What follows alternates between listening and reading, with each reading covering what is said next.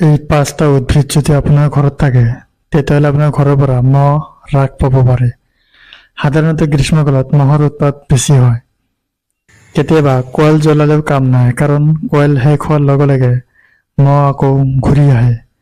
কিন্তু এনেকুৱা কিছুমান উদ্ভিদ আছে যিবোৰ আপোনাৰ ঘৰত থাকিলে মহ হ্ৰাস পাব পাৰে। গতিকে জনা হওক সেই উদ্ভিদবোৰ কি কি। 1 নম্বৰ, পুদিনা।